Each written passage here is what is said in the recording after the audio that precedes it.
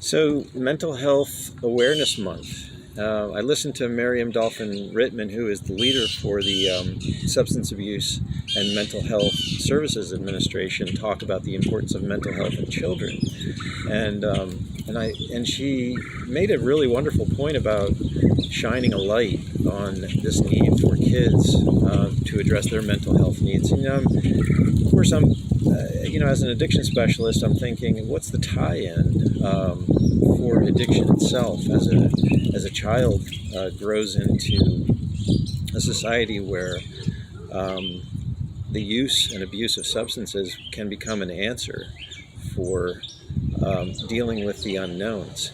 And so coming back to childhood and parenting and helping children, I often think of love, structure, and discipline in that order. And the love is easy. And I'm not talking about dealing with mental health organic mental health problems like ADHD or autism spectrum or severe depressive and anxiety disorders, but I'm talking about normal childhood experience of parents providing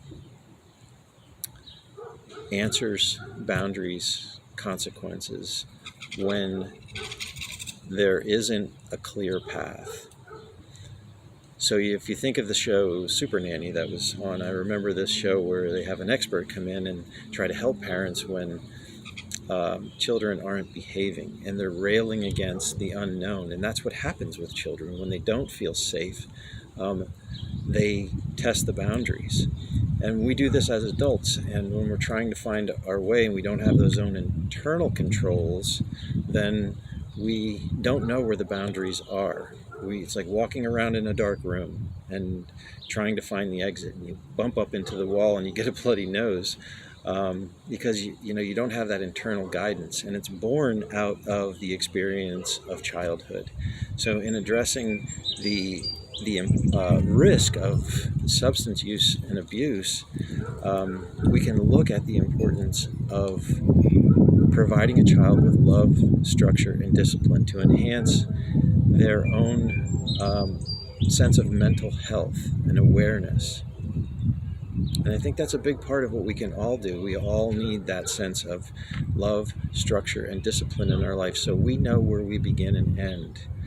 And we don't have to look for answers from substances to provide us feedback for this ambiguous wall in the dark that's out there from somewhere. We understand our own